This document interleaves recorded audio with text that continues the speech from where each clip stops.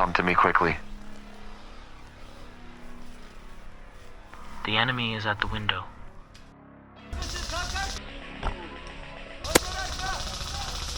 Orada. Today we will demonstrate how a ghillie sniper plays from a single spot without moving. My partner and I will try to protect our other teammates and hold the enemy line. Enjoy the show.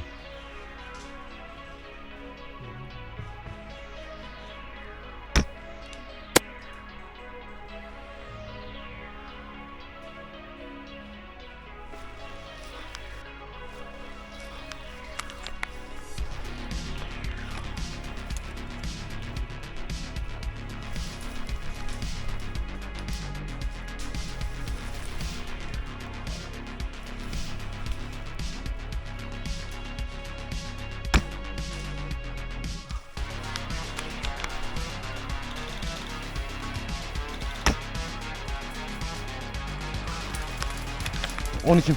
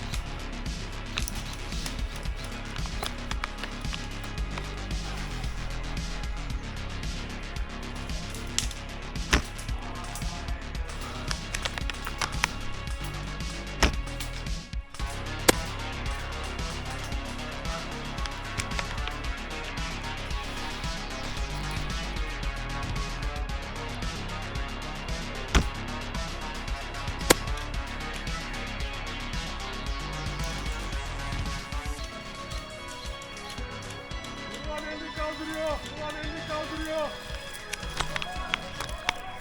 Buradan çıkıyor. Beyler görerek ateş edin. Buralara sıkmayın. Görerek ateş et. Rastgele ateş etme. Panzer almamız lazım.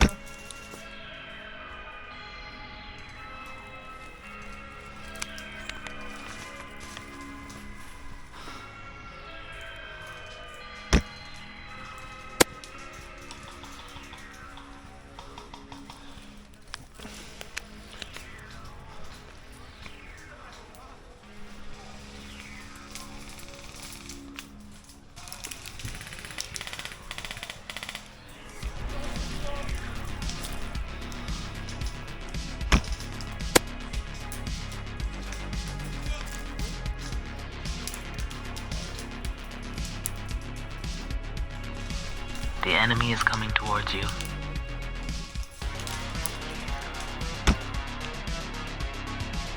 Buradan çıkıyor.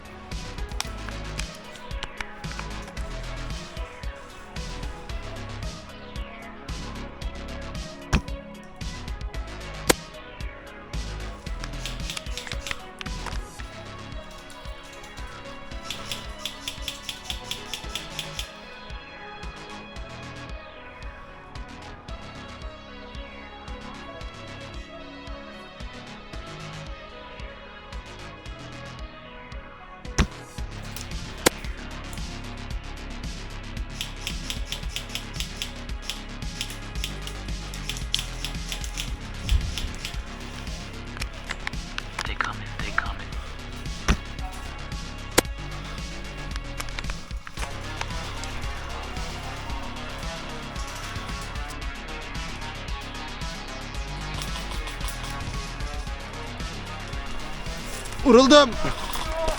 Vuruldum. Thank you for watching the video.